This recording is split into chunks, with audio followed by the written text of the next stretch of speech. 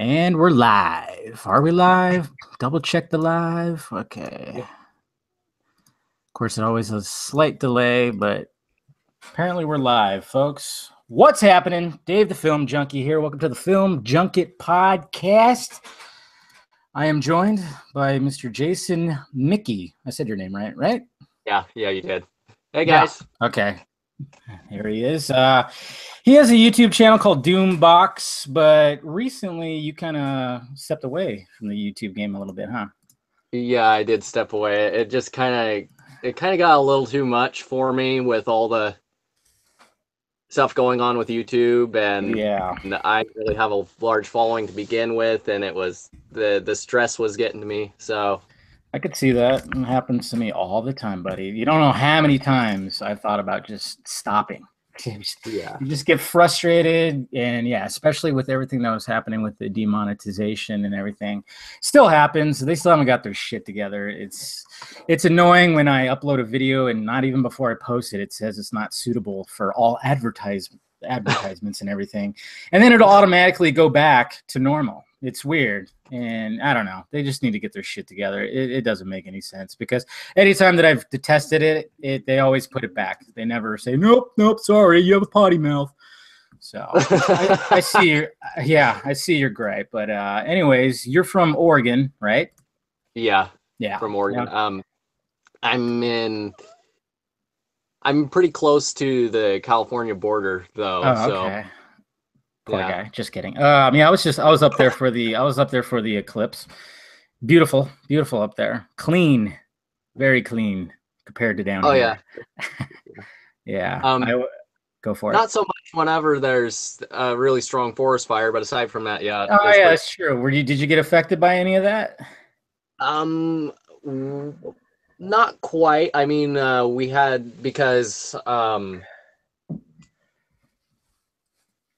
we have like a pretty long field and everything, so the irrigation and stuff was pretty stressful. But yeah, the fire never got to us, but it was close enough to where we were like, I smoked 24/7. It was a mess. Yeah, that's crazy. Yeah. But yeah, we were luckier than others who were very tragically affected by the fire, unfortunately. But yeah, it was pretty gnarly. It definitely was. Didn't affect me at all. I'm in the more southern part, of course.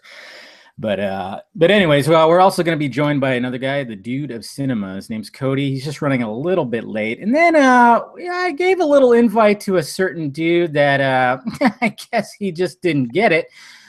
Task First the World. Maybe some of you are aware of him. He's quite the character. We kind of went at it a few weeks ago one time talking about stuff, and he just he wouldn't shut up and told me to go on his podcast. And I said, yeah, let's do it.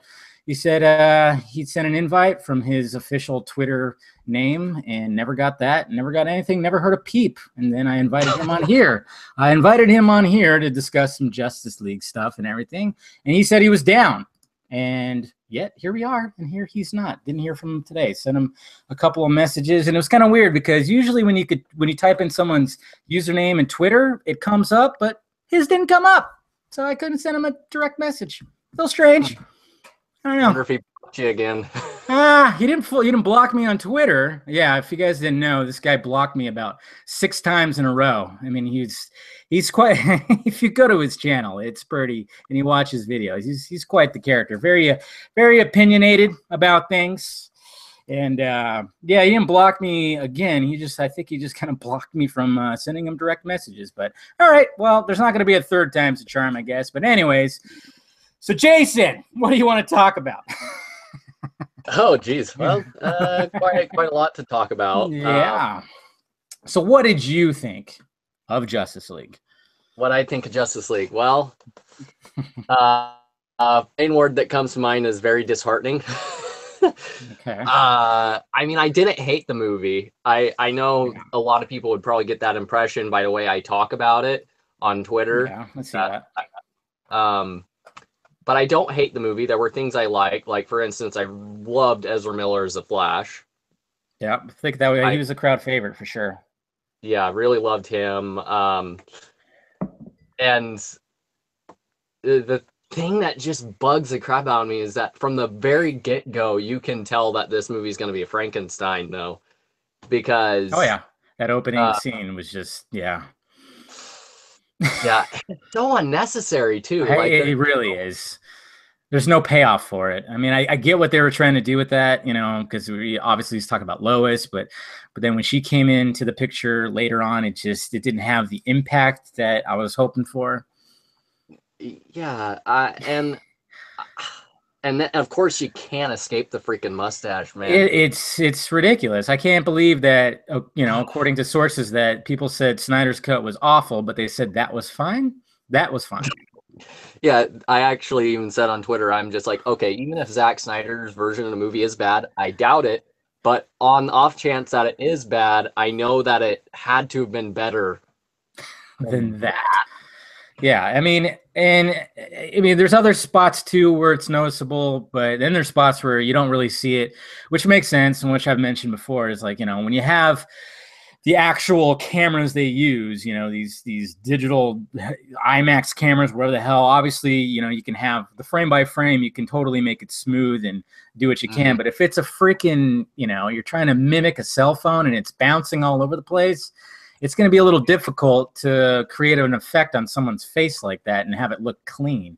I just don't get why he was buck-toothed and why he looked like he just came from the dentist after having like root canal surgery or something. I don't get that. I don't get his cheeks are just, it doesn't make sense. I mean, I know he explained that his mustache had to be like flared up with wax and then they put on the dots. But why was that pulling on his cheeks or what? I don't know. God, I don't know. I feel like they just, instead of just digitally removing the mustache there, I feel like they just redid the entire bottom half of his face. That's pretty much what they did. I think they had to because he's also had stubble. Like the mustache is thick, but he's had stubble for like, he kind of has a stubbly beard, I guess, too. And, you know, I mean, you've heard about the whole thing behind that, right? Paramount Pictures and Warner Brothers. That seemed like just a huge, like, massive early April Fool's joke or something. Pretty much.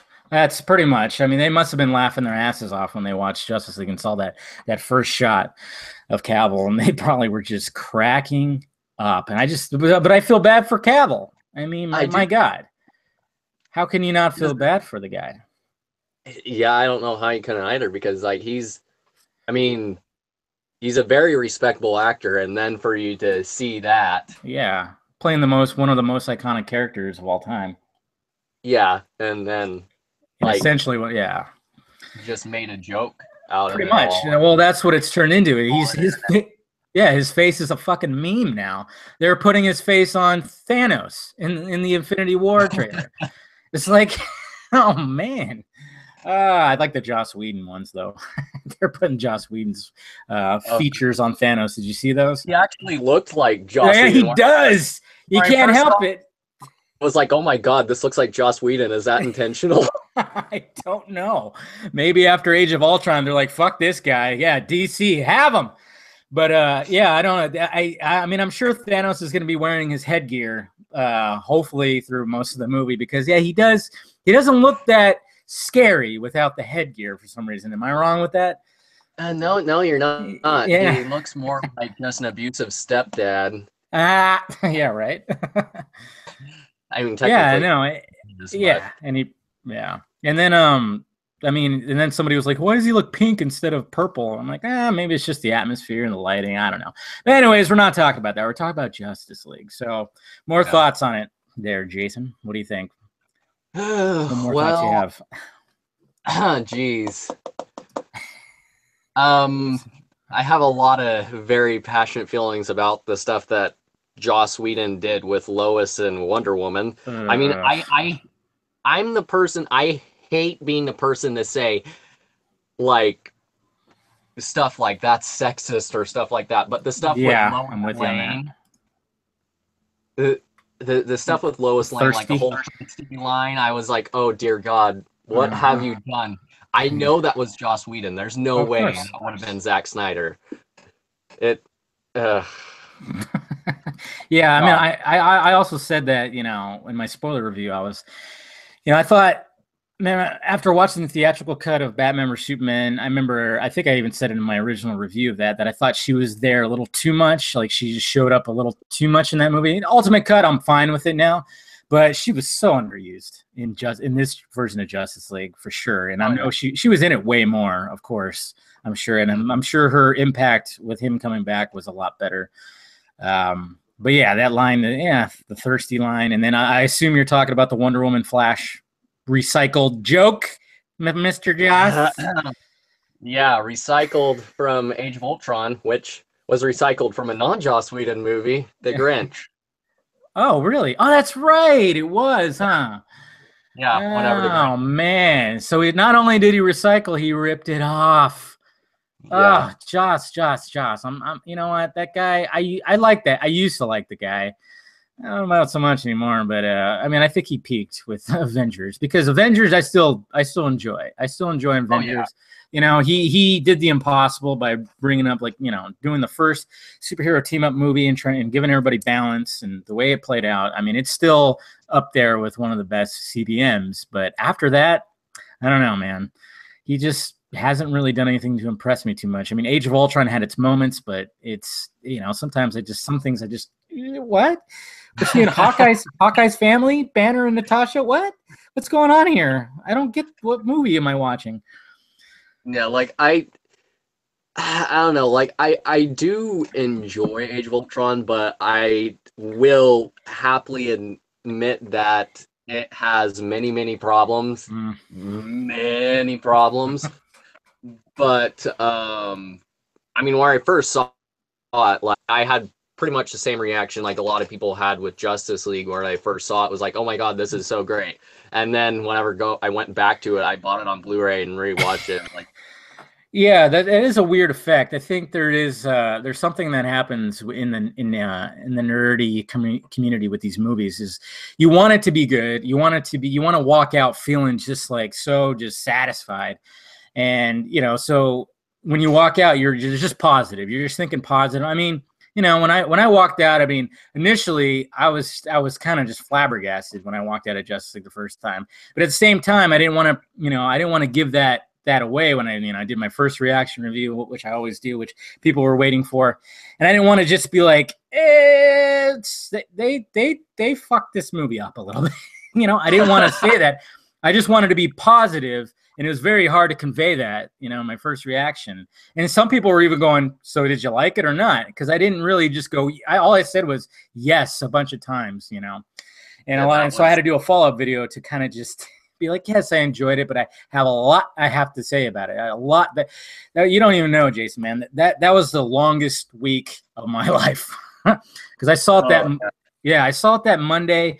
I mean, not only was I was waiting for stuff and, like, you know, with my real job and everything, but I had to wait and talk about this, you know, and, you know, because the public hadn't seen it yet. And I saw it that Monday. So I had to wait, you know, 4 or 5 days to really start talking about it with people. And it was just I felt like that image, that meme that you see of that one dude that's like holding in a fart or something like that. And you got you know, he's just trying to hold it in and he's got like the vein in his forehead. I felt like that guy every time people were talking about it. And I'm like, like Goku and Dragon Ball Evolution.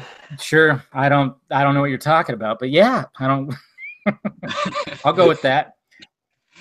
Well, yeah, it's basically the same thing there. I mean, okay, but don't watch that movie. It's one of the worst things ever. But the live action one. Yeah.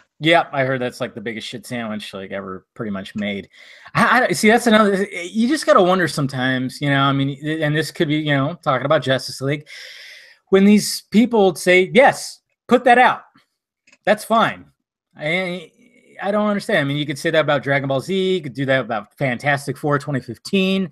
I mean, to just be like, yeah, that's fine. You just got to wonder, is like these people just going, just put it out. We have to put something out. I almost think that that's pretty much what they do. With that article that came up that was saying that they were that they ran out of time with Justice League, and instead of pushing the release, they released it in November because they wanted their bonuses. Yeah, I know. And when it comes down to greed, I mean, it makes sense because, and see, and it sucks for somebody like me because I was sitting there. That was the reason why I was defending a lot of the things out there, about the reshoots and the mustache and how ridiculous it sounded, because I kept on resorting back to that, where I was like, if they were going to be doing all of this, they would not keep that November 17th release. And then, and then you see what we got, and then you hear that, and I'm like, Jesus Christ. Now I feel like a hypocrite, and now I feel like a dumbass for defending it and using that argument. Yeah, I felt like a dumbass too, because I was right on with you there. I was like, there's no way they're gonna be doing all that, and it's just like, oh shit, they did. Yeah, it's almost like when you see the Warner Brothers logo, you're hyped and everything, but then once you saw that opening shot and you saw Cavill's face, your smile immediately went, oh shit, they're gonna make me look like a hypocrite now, aren't they? And I mean, that's exactly how I felt. I mean, I kind of looked over my shoulder at everybody to see if anybody was reacting to his face, and it's kind of brutal. It's pretty brutal. Yeah. So, hey, as long as they got paid, right? They got paid. Oh, yeah. Mr. Kevin Tsukajima, whatever the heck his name is, and who's the other guy? Yeah, I can never say his name right, and I honestly don't care now. But who's the other guy, too? I forgot the other guy. Berg? No, Berg's the producer. Who was it? I don't know who the other guy is. Yeah, there was like another guy that they were talking about in that article. I forgot who it was, but whatever. It's not important because they fucking suck. Anyways, let's keep going with it. What other things did you notice about it that you didn't like? Well, I mean, obviously the Whedon scene stuck out like a sore thumb. Even the second time I saw it, I was trying to go in, and I still enjoyed it more because I went in with a perceiving it, the perspective of it's an animated Justice League video wrapped in flesh, the ones that you watch here that are only like an hour and 15 minutes. But I could still see those scenes. It was just noticeable, and I'm sure because you do short films, right? I did one, and I liked it when I first made it, but now I really hate it because all the continuity errors. And I'm just like, dude. Come on, dude, you're preaching to the choir here, man. I've made many short films in my day. I'm acting like an old man here. I've made many. Yeah, my hip hurts. I've made many short films. When I was in my early 20s, I was really, I was like, aspiring to be a filmmaker. And when I go back and watch all that stuff now, I'm just, oh God, it's so bad. It's so bad. Yeah. So, I mean, I totally see what you're saying. But see, the fact that you have made short films and the editing process, stuff like that sticks out in actual movies. Oh, yeah, because like you can tell the difference between a shot that Zack Snyder was in charge of. I mean, of course, you have the director of photography, you have the cinematographer, but also the direction of how the cinematographer works too is integral, because like you see how a shot is framed in one of the Zack Snyder scenes, it's really phenomenal, but whenever you see the framing on a Joss Whedon scene, it feels like a TV show. Well, I mean, he was big on TV for sure. And I always notice things like hair and how somebody looks. I mean, I didn't know. I didn't. Yeah, I didn't. Wait. Yeah. I didn't notice at first. When the scene with Barry and Bruce, I thought that was fully Snyder. I thought they didn't really dick with that one. But the second time I went in, it's noticeable that Ezra's hair changes and Affleck's hair looks a little different. He's a little chubbier. It's like, God damn it, Affleck, keep the weight off a little bit. You're Batman, for God's sakes. But I know he's, he's going through his, of course, his troubles and stuff like that. But it does definitely, certain things do stick out. I mean, even I still don't understand why they decided to cut up the Kent Farm scene, and that one big time sticks out. I mean, they obviously reshot everything in front of a green screen. Oh yeah, we're gonna post up a couple little pieces of the cornfield right here, and you're gonna stand right there, and then that's it. It's totally noticeable. Yeah, that's exactly. I'm sure that they did They because did. yeah, it really stands out. And like, because I knew about Henry Cavill's mustache beforehand, so I was actually Yeah. looking for it because for that scene, I was like, okay, so how much of this is reshot? And that's how I found out. I was like, oh my god, they reshot almost this entire freaking thing. It's Yeah. Well, I it's mean, I don't understand how could they give us that awesome trailer, that Heroes trailer, mm, and then all of a sudden just cut up that scene that everybody was talking about, that opening to the trailer, you know? And everybody was wondering if it was a dream sequence. Does it really happen? Oh my God, it's beautiful. Look at they showed Superman without actually really showing Superman. And it was just, and then when they cut it up and they show close above him, you could see the mustache is being removed again. It even looked like his hair almost looked like he was wearing a wig too. It was very yeah. strange. Very strange. But yeah, I don't know. Yeah, that's the curse. I always tell people that too. It's the curse of like when I've made movies, I know how to edit, and I'm constantly, even if I try not to, I look at continuity errors, I look at editing errors. You know, I look at people's hair, the way it looks, you know, certain things, and I could totally tell, like, oh yeah, they just spliced in like 3 different takes on that whole thing because occasionally, like, his hair was like hanging down right here, and then it wasn't, and blah blah blah. I'm sure you see that too. Oh, like, man, they I don't know. They just really fucked this movie, and it's just like it It's really. frustrating. I get it. Mm, It can be, yeah, it's frustrating. I mean, hopefully they give us some version of the Snyder cut on Blu-ray. And I mean, I know everybody's pushing. There's a lot of people pushing for it, and you know, I'm keep on making videos. I just posted a video right now. I don't know if you saw it, but apparently, Darkseid. right. We were going to see a vision of Darkseid in the movie, and the way that it's explained, you know, and I've had debates with people too saying like, you know, oh, it's bullshit, you know, just coming from Reddit, this, that, and this. And it's like, yeah, I can understand that. There's a lot of bullshit that gets posted on Reddit and everything. But when you actually hear and they describe this saying, hey, there's the guy. Hey guys, Hey, we got, all right, finally a can you guys hear me? threesome. Yep. Loud and clear, buddy. All right. We're joined by Cody, aka the dude of How's it going, cinema. buddy? And it's going. He has his very own YouTube channel Talk some too. justice. Yeah. Well, promote your YouTube channel first, there, bud. What's up, guys? How's it going? I'm Cody, the dude of cinema. If you guys are new to my channel, go ahead and follow me on YouTube. I'd really, really appreciate that. I'd, love to have you guys. I do all kinds of, comic stuff, movie stuff. Mainly, I'm a big DC guy, so I like to cover a lot of DC content. But I'm just happy to be here. Thank you guys for having me. That's why I love you guys too. So let's go ahead and talk. Cool. And I don't know if you and Jason know each other. I don't know if you know each other. I just found out about him recently. Okay. Yeah, same here. Nice to meet you, man. Thank you for being here. Yeah. Nice yeah, to for meet you. sure. Yeah, Jason also had a YouTube channel, but he kind of stepped away from it with everything that was going on. And I'm sure you know what it's like too, Cody. It could be hard. It could be rough. I don't know how many times. It is definitely a rough job. Yeah, I don't know how many times you've thought about just give it up. I can't stand it. It sucks. Yeah, I'm not gonna lie. Yeah, I thought about it once or twice. Yeah, but yeah, no, it does. The fans are the fans are what keep you going though. The subscribers and stuff, like all their support. Yeah, there's something what keeps me going. So it's difficult, and and especially when you don't see like results that you want to see. Definitely. Yeah, and I'm sure Jason, that was part of it too, where it's just like you can't seem to get it going. And I was there too. And then you just, it's all about trial and error, really. Trial and error. You try new things. Exactly. I mean, for the longest time, I was doing videos where it was just my voice, and I had whatever I was talking about right there, and that was it. And then I was going, you know what? This is just not working. I think people probably want to see this pretty face of mine, right?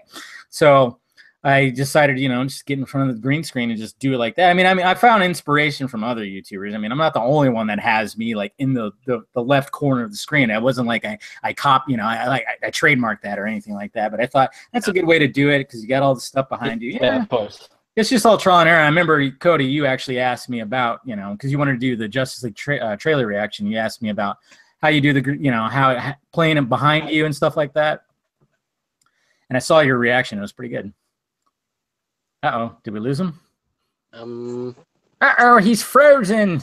Yeah, it looks like we lost him a little bit.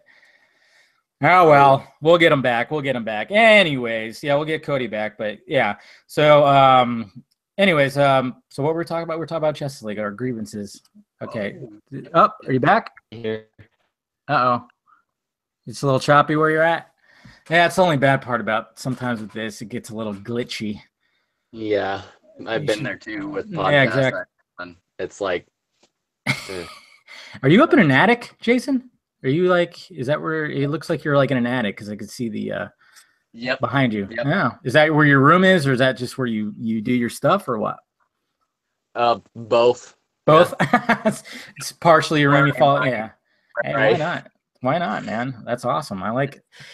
I've crawled in a lot of attics in my day for work, but if you can actually make it where you can live up there, it's kind of awesome. I'm not gonna lie. You know, it's almost like a tree fort. It's like a tree fort almost. But we'll see if we can get Cody back a bit here. But so let's talk about some of the good things that we liked about Justice League. What are some of the good things you loved about it? Well, one of the things, I mean, we already established that we like the Flash, but another one of the things that I did really, really like. Oh, there he is. There we go. Sorry about that, guys. My connection's a little shoddy. Yeah, that's okay. It happens. But well, we're just talking about at first we were talking about our grievances for Justice League, Cody. So I don't know if you want to join in on that. Obviously, you're a big DC fan. You got Superman stuff. You got one of the best CBM posters sitting right behind your head there. So yes. So give us your definitely a big DC guy. Yeah, give us your initial thoughts about Justice League. To be honest, I got to see it a little bit early, so it was cool. And obviously, the anticipation was real. I mean, especially coming off, Batman v Superman, Wonder Woman. We wanted the best for this movie, and all the stuff going, leading up to the movie. Everything was great at first. Like, I mean, they started filming right when BVS was released. They had the set visit. It got really well received. Mm-hmm. Everybody knows what happened. So all that was in my mind going into the movie. I tried to shut it all out as much as I could and just watch it with a clean, with a clean mind, with a clear mind. And walking out, I really loved it. I mean, I really enjoyed it. I know, like, the hype is kind of, worn off, and I know that it's not the movie we could have gotten, but I mean, I definitely think they reshot a lot of stuff they didn't need to, and a lot of it was unnecessary. I think a lot of it was wasted money, in my opinion. Yeah. Not really sure why they decided to just completely, change what Snyder had in mind for the most part. But what about you? What do you think? Well, I mean, like, we're kind of with you we're all pretty much on the same boat here. We went in with hyped up, and then what we saw, we came out just like, excited, because you want it to be satisfying. You want to walk out and just totally be on cloud nine and be like, I just saw a Justice movie. And, for the most part, everybody did. But then, of course, after a little bit, you start going, well, yeah, there's this, there's that. I mean, and I felt when I walked out, as positive as I was, I still had it was still a little bit of a gut shot, because I could tell that they really, when I was walking out of the lot, and the guy that I was talking to before the movie, I mean, I even turned to him and said, they really tried to de-Snyder that movie, didn't they? And he agreed. He actually agreed, because it's definitely noticeable, and it is. It's just, when you watch it again and you see some of the stuff, and then you hear some of the stuff that was in there, or see it, we saw those leaked deleted scenes, and I'm going, really? And for me, I thought that they were kind of learning from their lesson from Batman v Superman, because Wonder Woman didn't really have any extra scenes at all, just that one with Etta Candy, and so they were they just put it all out there. But then I don't know, when it comes to Zack Snyder, it's like, I don't get it. I mean, the guy, he had, you could tell he had his vision. Everything was planned out. I mean, all the stuff we got in the trailers that we didn't see in the movie was, amazing. I'm really sad that they didn't show it in the movie. I mean, especially when I was watching the Ultimate Edition of Batman v Superman for the first time, I was sitting there just hitting myself in the head, like, why would you cut that? Why would you cut that? And so, I mean, reshoots, they were sprinkled all throughout the film, but you could tell the heavy majority of them were in the third act, when Superman came back and all that. Which I'm sure we're going to talk about, but I mean, we were talking about before you came in that they and especially given that you're a YouTuber, you edit, you probably do you do short films, or you want to do short films? I want to start doing that kind of stuff, because I Yeah. actually took film classes in at Art Institute a couple of years ago, so I know a little bit of that. But yeah, I mean, I do Okay. edit, so I did notice some stuff. Yeah. See, that's what we were talking about, because Jason, he made a short film too, and he wants to be, he wants to be a filmmaker too. I mean, I don't know how he feels about it now. You still want to do it, Jason, or? Definitely. I'm Yeah. still working on some screenplays, so. Yeah, exactly. I mean, writing's part of it. Sweet. I mean, but having that, you having the editor's eye, I guess you could say, you could totally spot the inconsistencies.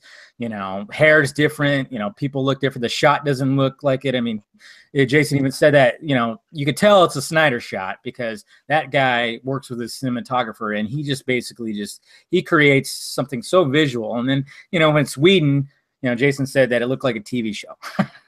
Yeah, I mean, I would say one of the most, I mean, there was a couple, definitely noticeable, reshoot scenes, but obviously the opening shot with Superman in the beginning, we all know that one. Mm-hmm. But the one that definitely, the one that I definitely noticed was the Arthur and Bruce scene. The second half of that scene was a reshoot for sure. But I mean, I don't know. Like I said, it's just there were little things that they reshot where I'm just kind of like, what about it? Did you have why did you say, okay, yeah, we need to reshoot that, or we need to reshoot that? It's just the smallest little things that they decided, okay, yeah, we need to reshoot this. But why? I mean, Snyder and Terrio even said that this was going to be intended to be that. So maybe they felt that it was still too dark, or maybe fans wouldn't, they would still think it's too dark. I don't know. What do you guys think? I honestly think that they were just really trying to de-Snyder it. Like, they didn't want him in there, but I mean, that the rap article that came out, I mean, there's pretty much were stating that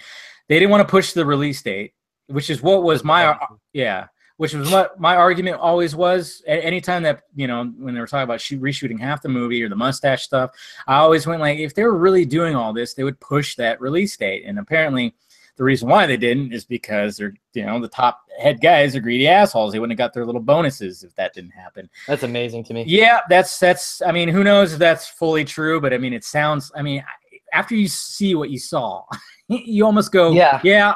I mean, they actually said that cell phone footage, they said they were okay with that, but they weren't okay with Snyder's cut.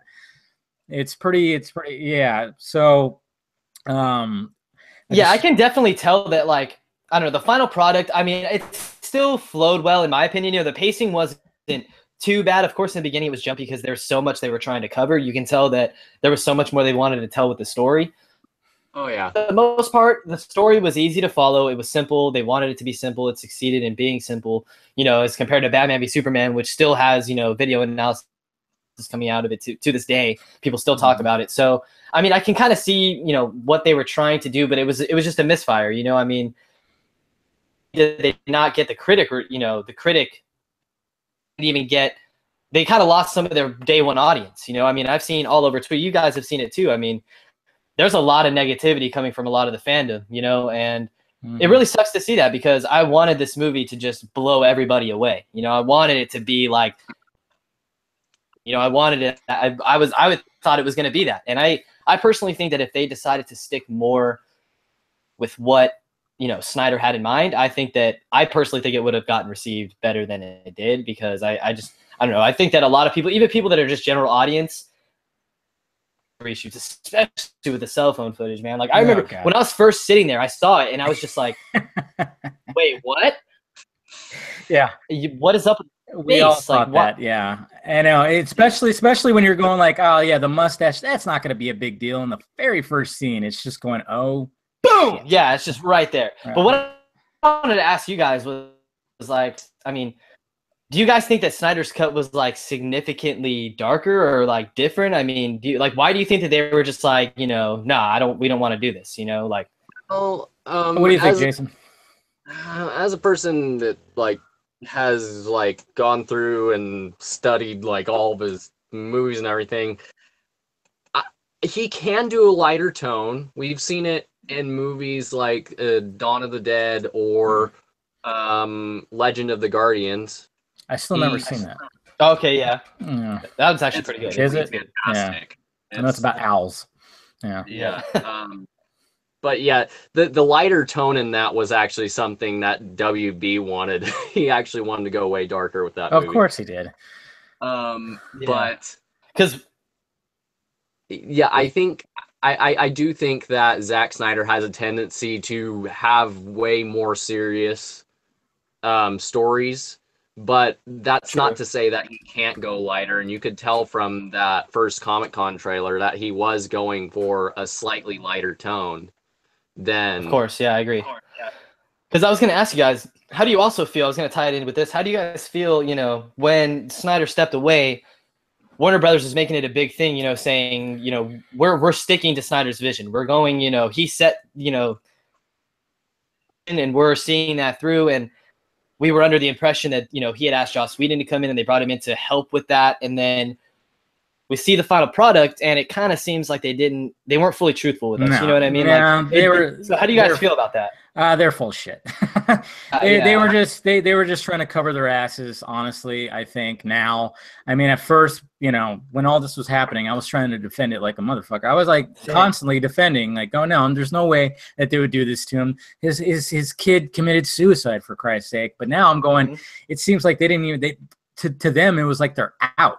Like, hey, we can finally push this guy out. And I mean, before that happened, I think they already had Joss Whedon there. And I think the news was that Snyder actually asked him personally, but I don't think that was the case at all. I think maybe, I mean, a lot of people are pointing the finger at Johns that wanted him in there. I don't know. I mean, a lot of people are hating on Jeremy Johns. Jeremy Johns. That guy. Fuck that guy. No, I'm just kidding. Jeff Johns. They were trying to point the finger at him a lot. I mean, I'm sure he made some decisions, but when it comes to, he's not, as much as we like to believe he's Kevin Feige, he's not, because Kevin Feige's running the studio. Okay, Warner Brothers, Jeff Johns is not running Warner Brothers. He still has to answer to Warner Brothers. He's just running DC Films. So who knows what happened with that? A lot of people are like getting pissed off at him because he was promoting the movie. I love it when people said he wasn't promoting the movie. I'm like, I remember him tweeting about the movie, but then he definitely was. But then, you know, after the movie came out, he really didn't say much about it. And I'm going, well, why is he going to? Because all you people are fucking pointing the finger at him that he ruined it and stuff like that. Of course, he's not going to do that. Pointing the finger at him like since before Justice League came out. Like if you look at like whenever he was first announced to be brought on to, because Snyder was originally the guy. That's true. I mean, there are brought on, he just got a ton of hate his way. There's a lot of diehard Snyder fans out there, and I love the guy too. I love Snyder's. I love his style. To me, like, all his movies have never really disappointed me at all. I mean, I haven't seen that Owl movie yet, so I don't know. But or The Birds, whatever the heck. Nothing that he's done. I mean, I watched 300 last night, and I mean, there's really nothing wrong with that movie. I mean, it is what it is. He basically he wrapped flesh around that graphic novel, you know, and it's so freaking beautiful.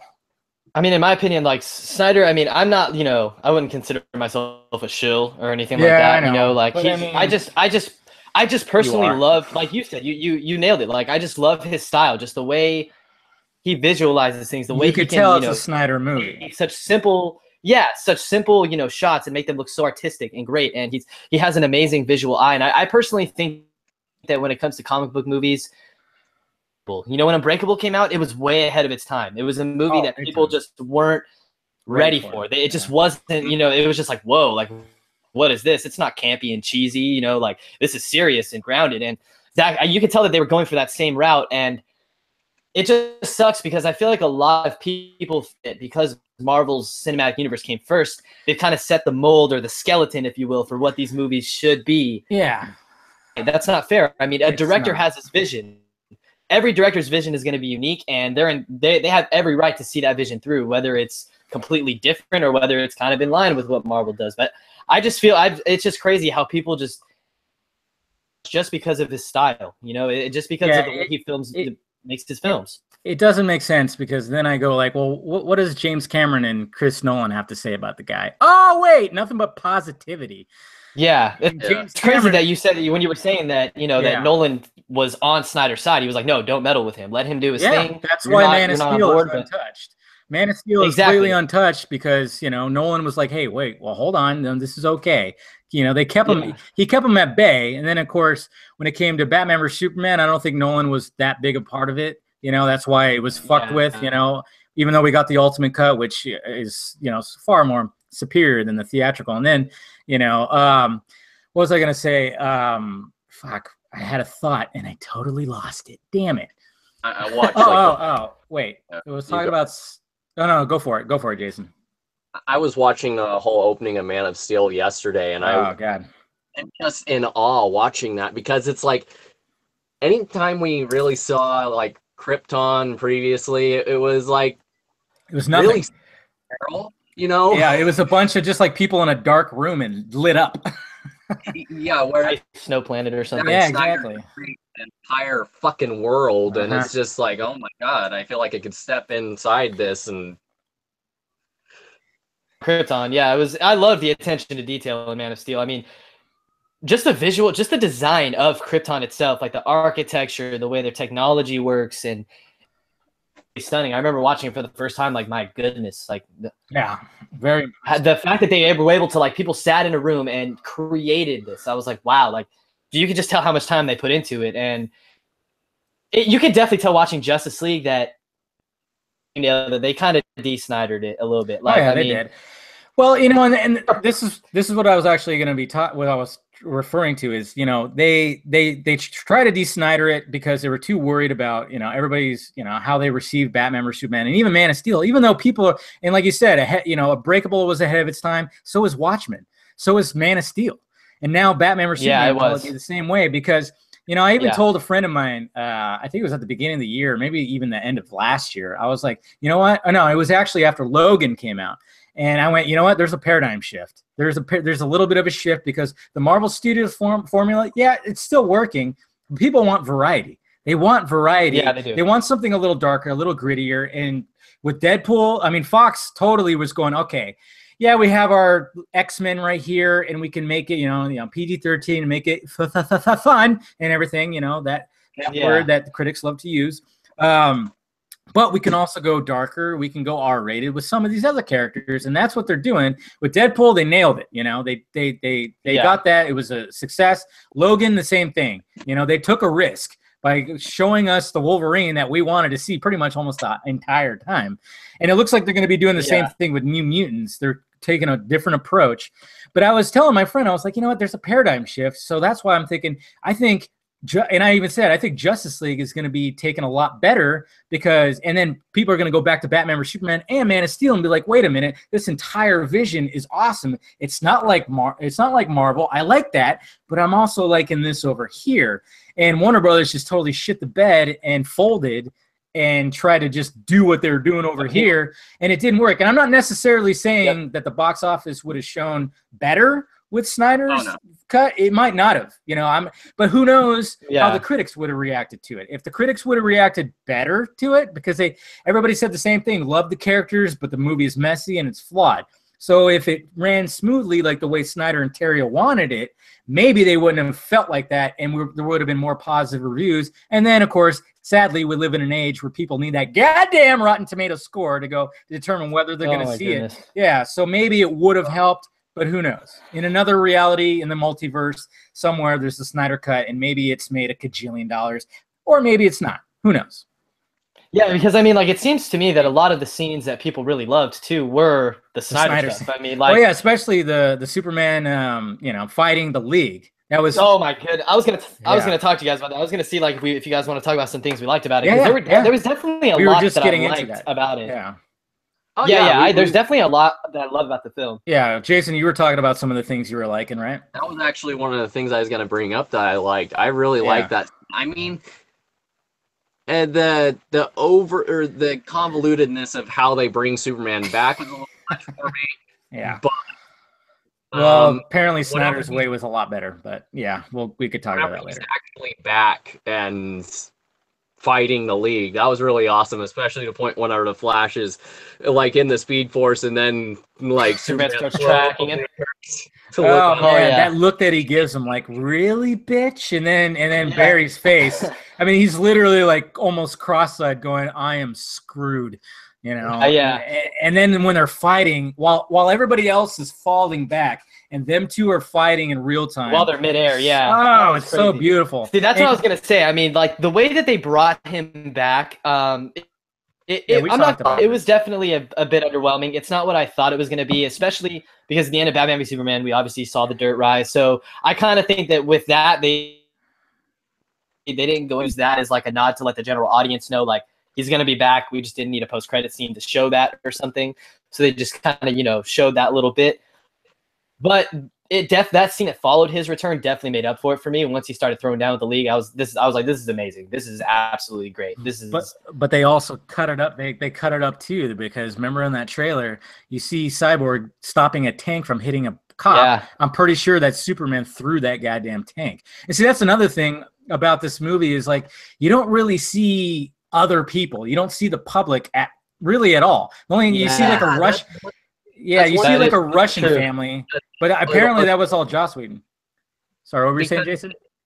Because whenever you watch the movie, and it seems like the movie is populated by anyone but the main characters and like a few side characters that occasionally show up. It's almost like they're on a set with the bug spray. I know. Oh God, yeah, apparently that was all Whedon. They shot all that with Whedon. But you can't tell me that Snyder didn't have like government, didn't have the world showing, because Man of Steel and Batman vs Superman showed government, showed the world reacting to things. So you can't tell me that. I was just gonna say that. Yeah, but it's just Batman vs Superman. There was definitely a huge focus on the media and the people, the world. How it was all about perspective. How each of these different elements viewed Superman. How Bruce viewed Superman. How the world viewed Superman. You had some people that hated him, some people that worshipped him. How the media's view of Superman kind of affected Bruce's view of Superman. Because if you notice, Bruce is always watching the news. He's always watching stuff about Superman. And when the media is, you know, kind of shaping him as maybe this possible public menace. Was he behind the Capitol bombing, this and that? So it was all about perspective. And then Justice League, like you guys said, it was mainly about the characters, didn't really show the world around them. And it's interesting that you say that, you know, that we saw Cyborg, you know, save that cop from a tank, because why was a tank there? Why would they need to bring that heavy artillery into the middle of Metropolis? So I think that that sequence was supposed to be a lot larger, you know, in scale. Oh, totally. And then I think that they kind of replaced the second half of that sequence with the whole thing with him and Bruce, and then Lois coming in. I feel like that was the whole reshoot part of it, which is a shame, because like I feel like this scale, but just the stakes at the end were nothing. I mean, because Man of Steel and stuff, you know, they're fighting in the middle of a populated city. You're like, whoa, this is crazy. People are dying. Yeah. What the heck? Buildings are falling. Here, I mean, yeah, they show a focus on saving casualties. Superman and Flash save, you know, definitely, but it was just kind of like a huge empty way. See, you know what I mean? It was fun to watch. Don't get me wrong, I loved it. Stakes weren't there like it was in Man of Steel, in my opinion. I don't know how you guys feel about it. No, I totally feel the same way. I mean, that's what was missing. That's definitely what it was missing. I wish they. I mean, during that scene, I'm even questioning how much was Batman involved in that scene initially, because it almost seems like every part was reshot. When he shows up, when you know, the League obviously can get there a lot quicker than he can. That's what sucks about being the human. But yeah, you know, he shows up later, and then, you know, Clark sees him, or Superman sees him, and then holds him up. Hold on a sec. Man, someone's at my door. Hold on a sec. Hey, can you hold on a sec? Anyways, my point was, yeah, I'm kind of recording something right now, dude. Yeah, of course, my friend shows up right now. So basically, what was I talking about? Okay, so now the dog's barking out there. That's cool. So we were talking about the Superman cow was changed. Okay, yeah. So I don't know exactly how much he was involved, because I mean, obviously he sees Batman, and then he holds him up, he lifts him up, And then, you know, he tells him the whole line that, you know, do you bleed or whatever the heck it was. And you know that was an added line because you could tell by his face, you know, and everything. Yeah, and it's just, you got to wonder how exactly, like how much was Batman involved in that whole sequence? Because even before, when we saw the trailer, we saw just the 4 of the other members looking up, you know, and you just gotta, I'm very curious about how much he was involved with that whole thing, you know? I think his initial involvement was only maybe at the end, maybe with Lois, you know, maybe it had a slightly different part with bringing Lois into it. And maybe that's where Bruce's part came in. But you're right, because initially we didn't really see him there. So I mean, what do you think, Jason? Like, do you think that Bruce had a huge involvement in that scene? I personally think it was just towards the tail end of the sequence to bring in Lois, and she was the key, and he knew that bring him back down to reality. I do think there was more of him bringing Lois into the picture to try and calm Superman down, but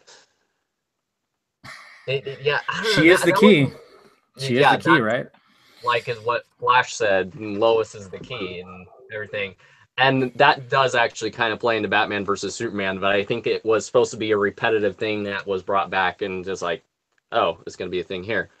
But yeah, that's one thing that I was thinking about while watching. I'm just like, Batman's kind of pointless in this movie. Yeah, at times. That kind of like the final act, like whenever they're fighting Steppenwolf. What the hell is Batman doing? He's just smiling. Oh man, that goofy smile that he gives. It's just like what the heck? It's kind of like, I feel like, especially at the end, like in the third battle, you know, the third act battle, they were just kind of like, make sure you smile. You know, you gotta have you smiling. Smile, action. Yeah, you know? But like, I mean, to be honest, I mean, with the whole first half where they used the mother box to bring him back, I think that. Wasn't it? I mean, was that whole part Snyder or? Well, there is, from what I've been hearing, and I actually had this theory that I talked about. Basically, what I've heard is that one of the reasons why, Steppenwolf was originally wanting to bring him back and have him fight on his side, and it was like a pawn. Yeah, and the League caught wind of it, and they're like, okay, we better resurrect him first and get him, you know, on our side before this happens. Okay. And according to what I heard, is Cyborg still was sensing that there's still life in him, aka the dirt rising at the end of Batman vs Superman. And the reason why is because of the Codex from Man of Steel. Yes, it would have made total sense. Bring it back. Yeah, this overcomplicated thing with the freaking mother box to bring him back to life. Yeah, I don't know if like maybe they still use that method just to get them going, but I'm sure, but I don't know. Said in Man of Steel though that he didn't have to be alive for them to extract the Codex, you know. So they still could have Cyborg probably could have extracted that. Yeah. Oh, did we lose him again? Oh no, we got him. Yeah, no. Yeah, you're right. He could still be dead for them to extract that. So, but that's what I'm hearing. And I mean, I initially thought that like last year, like it's got to play into that maybe, or I don't know. And apparently that's part of it. I don't know. So I'm gonna ask you guys how you feel about this. One thing I personally liked is how they guilt. You know what I mean? Like, it definitely played a much bigger part in the film than I thought. You know, like I was kind of thinking that, okay, are they just going to kind of like brush over his actions in Batman v Superman since a lot of people didn't like it? Are they just going to kind of retcon it or something? But no, like it actually was a pretty big thing. You know, like they had some heated conversations about his behavior towards Clark and how Clark was going to feel about him once he came back. I don't know. How do you guys? I thought that it was done pretty well in my opinion. What about you guys? What do you think, Jason? Well, it was done fine. I mean, I do agree. I was shocked that they didn't totally retcon it and they went with it. I did hear that there was a supposed scene where, because in that one scene whenever he's in the Batmobile and taking the parademons, I heard that was actually supposed to originally be, Batman sacrificing himself here because kamikaze. He can't go on because he's already killed people and which was supposed to be a larger scene. And also there's another clip right before they leave And I feel like Bruce maybe said something to Alfred because Alfred is just standing there in the lake, staring at the jet as it's flying off. It's like, oh my God, why is he just standing there? Bruce had to have told him something, and we just are did.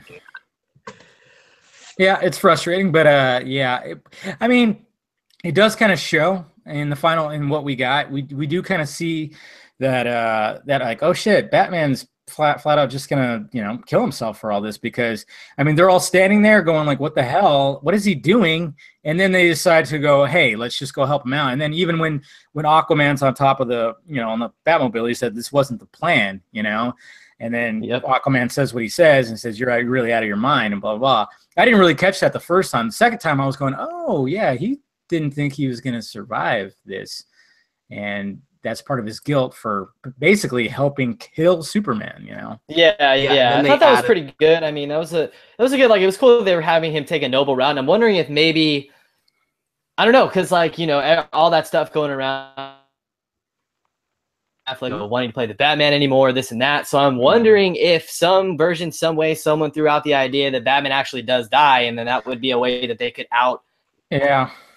You know what I mean? I'm so happy they didn't go that route, because I feel like it could have gone that way. But I mean, I thought that was pretty cool. Like, it was a pretty noble thing. Like, it seems like something Batman would do. You know what I mean? Like, in my opinion, it wasn't totally out of his character. I could totally film and have himself see him doing that. So to me, I actually liked that aspect. I thought it was done pretty well. No, I dug it. Go ahead, Jason. I liked it.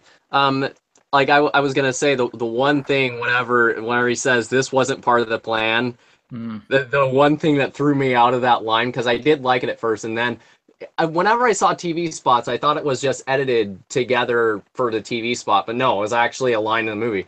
No, it's the team. Oh yeah, that was that was kind of a cringy line from same here. I'm a believer. That part. Oh god, nah. I was like, it's like, really? Oh, okay. I'm a believer. Cling. Okay, yeah. And Superman's one line or two. Oh like, I believe in truth and justice. And I'm also a fan of justice. There you go. That's what it was. I'm a big fan of justice. Yeah. Oh god. Yeah, there's some cringe. I get what they were trying to do there. They're trying to pay homage to Superman's classic line, I believe in truth, justice, and the American way. But the way they did it was just so forced. Yeah, very forced. Yeah, they could have easily tried to implement that somewhere else somehow, and they just kind of forced it right there, and it just didn't really work for me. Yeah, there was one thing that I definitely wanted to ask you guys, and I was thinking about this when we were going to do it. They didn't address, how is Clark Kent going to be brought back into the world? Because I actually watched Superman last night. At the end, when Perry holds up the paper and we see that Clark died and Lex got arrested, it says that Clark died investigating that final battle with Doomsday and everybody else. Like, that's how how they had Clark die. So I thought that was pretty cool. That was a detail that I missed in previous viewings, but I'm kind of sad they didn't really cover that. Maybe they're saving it for Man of Steel 2. Maybe that was a story point they want to explore in future films. But like, how is Clark going to come back to the world? Especially now Perry and everybody knows who he is. They were at his funeral. Like, they know that Clark is. I mean, you know what I mean? I would assume that they know. I don't know if they know. I don't know if they know that he's Superman. I honestly don't know if, like, I didn't really, like, if you watch it, they don't really give that sense. Maybe. I mean, obviously, if it's in real life, it's like, oh yeah, the dude, look at him. I mean, he looks exactly like him with glasses. But yeah, exactly. But all they really did was just show that, at the end where they finally see him do this, which, I was hoping for. I was hoping to see that. Yeah. Same here. Yeah. But I just, like, how does he get back into reality? I know. I think everybody had that question too. And I'm almost wondering what Snyder had in mind, because when you have that Kent Farm scene at the very end where they're moving everything back and Bruce said he bought the bank, that was Snyder's scene. Obviously, like, Cavill's face looks fine. It's totally, like, it's an untouched scene. But I'm just going like, hey, aren't all these movers, they don't realize that, hey, that guy looks like Superman wearing a flannel shirt jacket right there. Who's or like, hey, that guy looks like that Clark Kent guy I saw in the paper. Yeah, you know, because he wasn't wearing his glasses. So I'm going like, yeah, I mean, he's kind of just walking around looking like Superman with just like normal clothes. And I'm wondering if any of these mover guys like it. I'm wondering how they plan on explaining that. See, I think, you know, one of the biggest things that I think Warner Brothers had a problem with Snyder's vision is, I mean, Snyder went bold. I mean, he went really bold. He went bold in Man of Steel to have Superman break Zod's neck. Oh yeah, for sure. And that was totally bold too. Yeah. I mean, people just didn't accept that, even though he's killed in the books. He basically killed Zod in Superman 2, but it was in a playful way of just his face. Yeah, exactly. A smile on his face and everything. And so he went bold with that. And then in Batman vs Superman, he took it up a notch by killing Superman. And I almost want to think that Warner Brothers just there's nothing that they could do to salvage that in their minds. They tried to, but I mean, you know, you're trying to market a Justice League movie without Superman. I mean, that did hurt it, I think, a little bit. I think that was part of it. You know, a normal moviegoer sees like the billboard or the poster and they're like, wait a minute, I know like some of those guys, but there's no Superman. There's Batman, there's Wonder Woman, there's what the heck, no Superman. So I know that they probably didn't like that. I'm sure that they were not happy that Superman was dead, because then there's like so much explaining that needs to happen after that. So I think that, I mean, as much as we loved that aspect because it was something different. I mean, it was very bold to kill Superman in the second movie. Second one, yeah. But I mean, overall though, it must have been really difficult for Warner Brothers to accept that, and that's why I think they were trying to, you know, de-Snyder it as much as possible. Yeah. Appeasing, I don't know, just I could see they were trying to appease the critics and bring in more of the fans and that worked. The fan reception worked. I mean, it seems like received it well. A lot more, yeah. Like I said, a lot of the day one DCU fans aren't happy, and then critics still weren't thrilled with it. Yeah. So, and I mean, I personally think besides Wonder Woman, I don't know how much critical, success this universe is going to have. And the fact that they came after Marvel, I think, is obviously. I know it's such a cliche thing to say.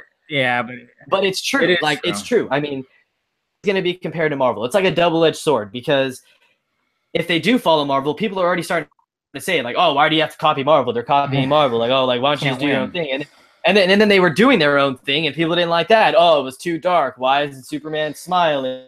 Why didn't he stare to save anyone? It's like you're never gonna please them. And I mean, I like I said, it all comes down to like Snyder just being ahead of his time. Like the idea he had for his films, it's the right time yet. And like I think you were even saying this in one of your most recent videos, Dave. Is that 5 years from now that people are going to look at these films a lot different. Once the Marvel formula starts wearing thin and they want more variety, they're going to look back and be like, wow, we got this. And I think you're right. I think that because it worked with Watchmen. I feel like over time, Watchmen. Well, even Christopher Nolan said that Watchmen was made at the wrong time. It was made too early. He even said that. So, I mean, that's the only problem is, and I was explaining this too, earlier, was saying like I was talking to a friend and I was saying there's a paradigm shift after Logan, and the people wanting a different variety of comic book movies, and I think we're gonna start getting that. I mean, we got a Hellboy movie coming out, a little more darker and stuff, Yeah, rated R. That's gonna be awesome. We have pretty much a flat out horror movie with mutants in it next year. Yeah, New Mutants looking different. Oh yeah. I mean, it's definitely.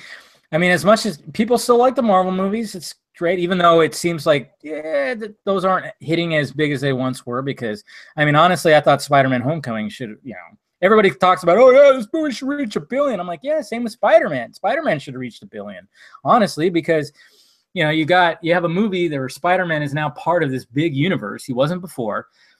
And then of course you had Iron Man in it, and you would think like, oh yeah, there's no way that this movie does not reach $1 billion. It came close. But I mean, it almost kind of shows you that people are like, seen it. I've seen Iron Man in things and blah blah blah, But I mean, who knows what's going to happen? But I think a couple of years down the road, people are going to look back on these movies, and that's where. And I love how Kevin Smith said that hopefully we could look back and watch all three of them and just see one giant vision, And I think if they release that Snyder cut, people are going to be like, wow, this is a trilogy about Superman just doing, you know, we see him born, and then we see him going through the struggle, and then we see him, you know, and die, and then we see him come back.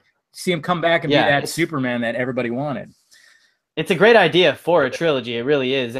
I mean, I don't think we're flat out like, but yeah, I think that, I mean, I definitely think we're going to get an extended cut. I think that's guaranteed. Of the one that we did see, I feel like we are going to get an extended cut. I feel that if they did release Zack Snyder's version, they're not going to call it the Snyder cut. They'd probably call it the alternate cut or something like that. You know what I mean? Yeah, they won't do that. But the way they treated him, it's wanting to come back, yeah, or anything. How they, I just thinking about it just makes me shake my head. Like how could you do that to the guy? Like this year has been so hard for him, man. Like losing his daughter and then pretty much losing his film, which from the last I heard he hasn't even seen yet. He doesn't. He's not gonna see it too. Yeah, I know. I saw your face, Jason. Yeah. Just me as someone who's an aspiring filmmaker, that just kills me inside, because if I were in Zack's situation, if God forbid a tragedy like that were to happen, I would hope that whoever was in charge of the movie, if I had to step down, actually like gave a shit and had my back instead of instead of liking tweets, shitting on the villain. God, that pissed me off, man. That made my blood boil. It's just Warner Brothers, man. They get their fingers too. And like, I mean, the mandate is easily the thing that hurt this movie the most. The mandate is what killed this movie. I mean, it should have been over 2 hours. It's Justice League. Over 2.5 hours. Oh, you know, course. I mean, a 2.5 hour movie, you're still going to get plenty of money. I mean, look at Batman v Superman. The movie was 2.5 hours. Suicide Squad was what, 2 hours 15? 20, I think. 220 or 215. Yeah, 210. I don't know.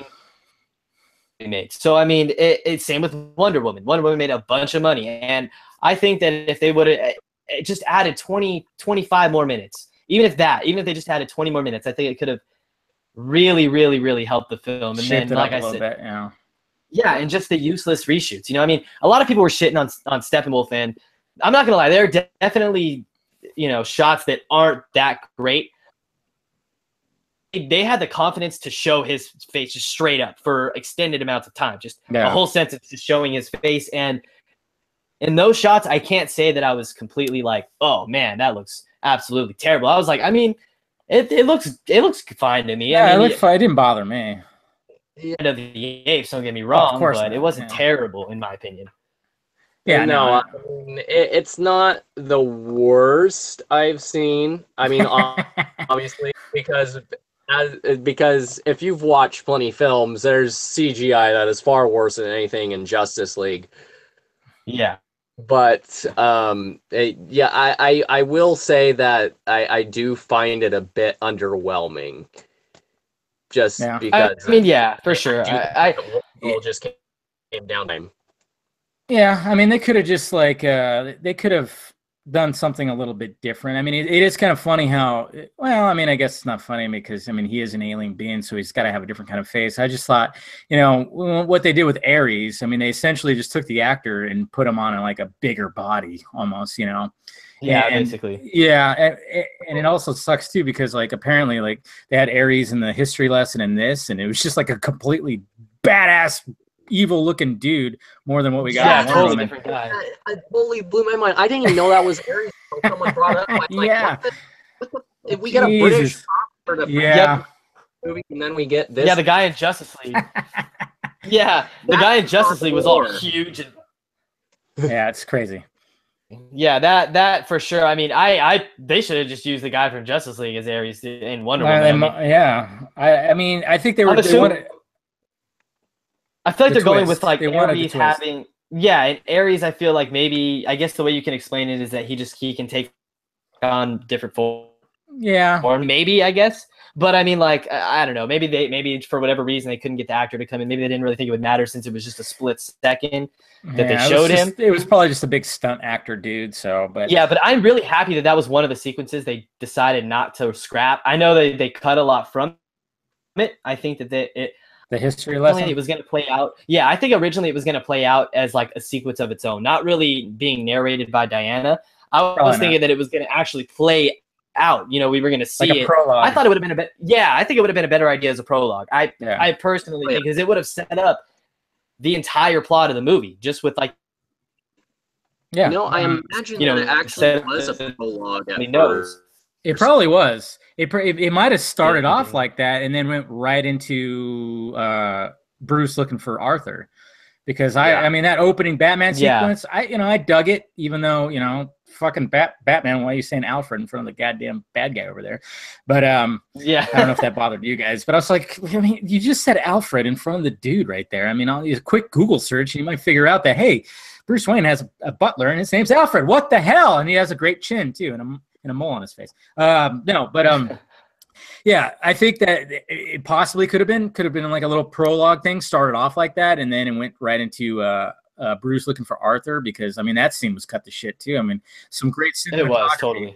And the way that it bothered me too, because when you see Bruce talking to everybody, Arthur's standing there. I mean, in that first Comic-Con like sizzle reel thing, whatever, he's got his back turned to him and he turns around and he says, "Talk." And that was completely redone. And I'm going, why? That was perfect, because Bruce already knew who he was. And I loved how when Bruce is explaining about, there's a man that shows up and then on the high tide, that was last night. And he shines a little look over at Arthur. That was totally removed. And then, and what we got, he was just kind of, he looks and he sees a painting on the wall that just shows like the mother boxes and everything. But I don't know. Mother boxes. It just didn't have the reveal of Arthur. Could have been, I thought, was better in that sizzle reel that we got at first than what we got in the movie. Yeah.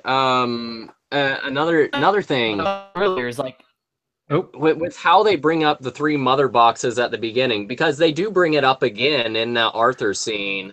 And I feel like it was much more classy how they brought it up in the Arthur scene. I'm sure that was Zack Snyder's idea, where he looks on the wall and sees the 3 mother boxes. Yeah. Whereas in the Joss Whedon Batman scene, the parademon blows up and leaves 3 box-shaped holes. I don't understand what that was definitely weird. What I think they should have done is like what they did in the animated film, The Justice League War, is like how they had mother boxes and kind of just, sacrificed themselves and blew up screaming for Darkseid. That would have made more sense if he actually saw a parademon holding some sort of mother box and was trying to be like, okay, what is this? What are you? And then it just, for Darkseid, blows up. That would have made more sense. But I was kind of thinking that too. I was watching the movie, and at first it didn't really bother me, but then on my second viewing, I noticed it. I was like, randomly leave like 3 boxes there. Like, why did it just leave that mark? Like, it kind of didn't make have sense. anything to do with that, like, it's like they're all linked to them. I don't know. I mean, there's a history because they were created by them, so maybe. I mean, I guess so. Then you just I mean, maybe that's how they shit. They just shit out boxes. And when they die, that's kind of what I was talking. A triangle of boxes just comes pouring out of their parademon buttholes. I don't know. Honestly, don't know. Earlier though about that's what I was talking about earlier though about the scenes being shot is like. Why you know what I mean? Like, why change it that much? Like, what about it was so bad? They were like, we need to change that and that. They changed the way the scene was. Like I said, I think they just were actively trying to de-Snyder it because they were worried about that. And I really don't understand it. Like, why? Like, how could you hate someone's vision that much? I mean, you've already 2 movies invested into it. Why not just finish it off? And then after that, you don't bring them back for Justice League 2 or anything else, and that's fine. He could go and do his own thing. That's what I don't get. Yeah, exactly. I guess why. Anyways, let's answer some questions, guys. How about that? Yeah, let's go ahead and do that. Yeah, let's do it. So, if you guys want to ask questions on this podcast, whether I have people or if I'm just talking to myself, which I do often, use the Film Junket podcast hashtag. We got Movie Canyon asking. So we just saw our first pick of Brenton Thwaites. I don't even know how to say his last name. Brenton Thwaites. I don't know. Yeah, As I'm not Robin. sure how to say that. Yeah, I don't know. I'm totally bad. Anytime that's not a common name, I know I'm terrible. What Robin would you like to see in the DCEU, and who would you like to play him? Good question. Did you guys like the image of the Titans Robin? Do you like that? Did you like the costume? I dug it. Yeah. I mean, I really liked it, but the one thing that kind of gave me, I mean, it is a cool design, but the one thing that threw me off, I was like, oh wow. If did you see that? Like all the scales and stuff and the leather parts of his suit, it's all like tiny miniature Robin symbols, kind of like that, kind of like Superman. oh, really? Returns. I didn't notice that. Oh wow, I didn't notice that either. I'll have to check that out. Yeah, but I mean, overall, I dug it. I mean, it's just a picture. There's not much you can take away from a picture. I mean, it's just literally like his upper torso. But no, I really dig it. I think that the casting for the show has been on point. Everything that we've gotten this far. The costume looks very good. The R actually reminded me of the Robin logo in the Batman v Superman suit. Yeah. It just reminded me of that. I think that the design is very good. It looks like they're going for Todd looking kind of Robin. Yeah, because he's got the staff, and I don't remember Dick Grayson having the staff too much. Yeah, but I mean, they are sticking with Dick Grayson, and I think that's a good idea. You know, I mean, we'll see him become Nightwing. Yeah, as far as the DCEU goes, I don't know if we're ever gonna see the DCEU. I hope so. That'd be really cool. I mean, obviously we know that one's already died. There might be a Nightwing out there, so we're getting a Nightwing movie, but to see who would play Robin in the DCEU. That's hard, man. I don't know. What about you guys? Yeah, it is. Go ahead, Jason. What do you have to say? Who would you? I don't really know. I'm thinking. I mean, like a lot of people have said that one guy from the Maze Runner movie. Oh yeah, I can't remember his name right now either, but I know who you're talking about. He was just in that one movie too, the Assassins or whatever. Mm-hmm. Oh, American Assassin. You're talking about that guy? Yeah. Okay, yeah, the guy from Teen Wolf, I believe. I don't remember his name. Dylan O'Brien. Yeah, there you go. Dylan O'Brien. Talk about that guy, Jason.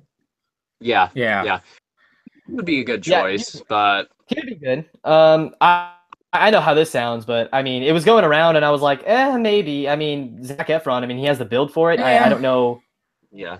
I actually. He's one of those actors that's like you just see Zac Efron. You know. It's true. But he has like, for example. Yeah, but he does, and that's what I'm saying. Like when Ben Affleck was casted as Batman, a lot of people were like, "Wait, what?" Yeah, I was. But then when you saw him in action, it was like, "Whoa, this guy is Bruce Wayne. He is Batman." And you know, I could see that being the case with an actor like Zac Efron. I think that if he did get that kind of role, he would take it seriously and would be like, you know, I'm going to really try to be this character. And I could. He's definitely, especially when it comes to, you know, comedy. He's very good with comedy.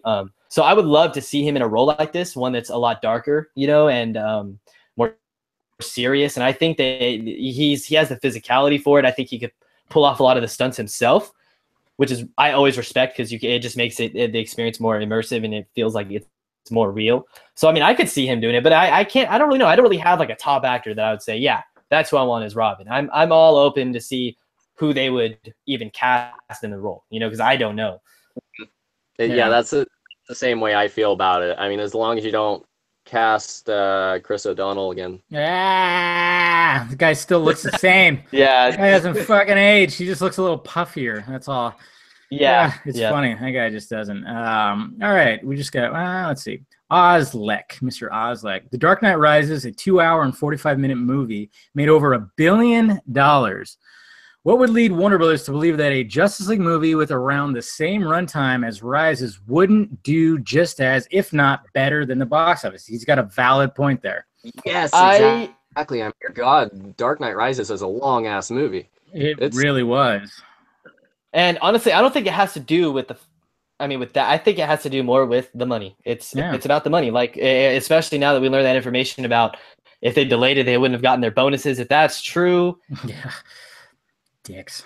Yeah, I see why they did it now, and it's not right. I don't think it's not right at all. It's why hire a man like Zack Snyder? Why hire any director if you're gonna give him all this money to make this movie? If you're just gonna like micromanage, throw him by the wayside and cut up all of his stuff. So It is, and that you're right. He makes a totally valid point. If a movie like yeah, and what's funny is like, uh-oh, I think we might have lost first Cody. live action, There he goes. You're cutting out a little bit, Cody. Sorry.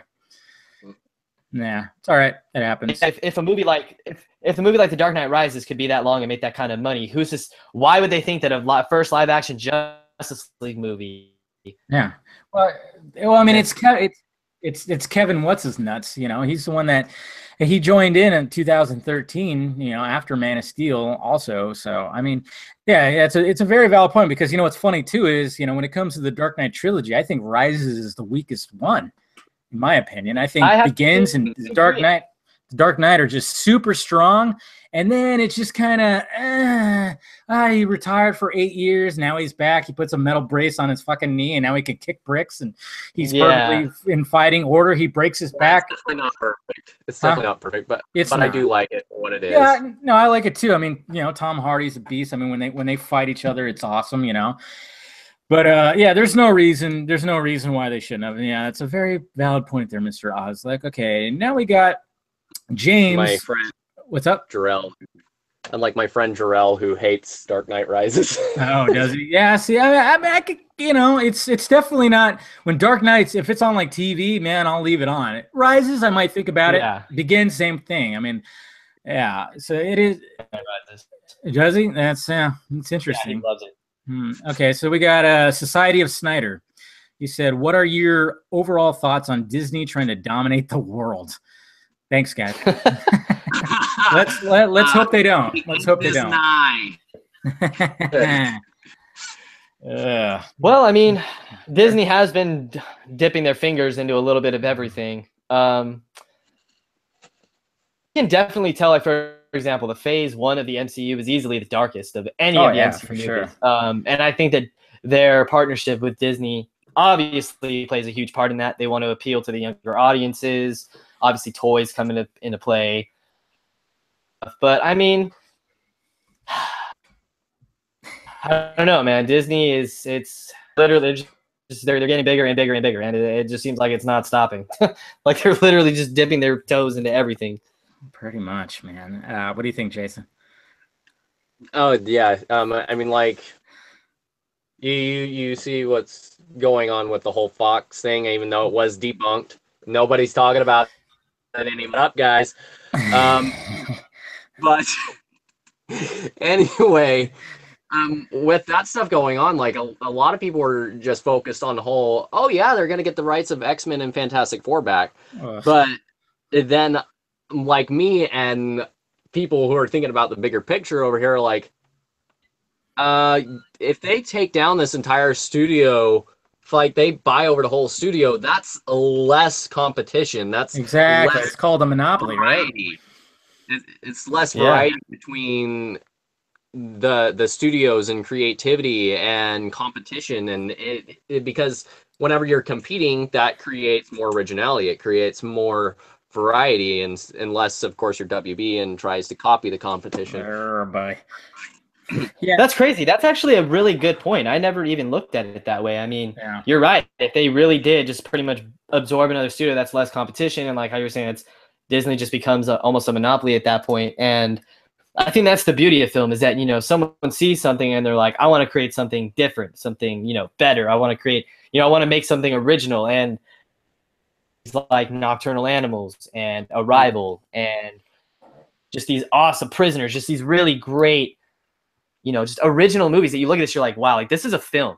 You know, this was made of the craft, and they don't care about the money and all this stuff. They're just like, I want to make a good movie. And well, what Disney needs to realize, especially if this actually happens, they have to keep it going like that.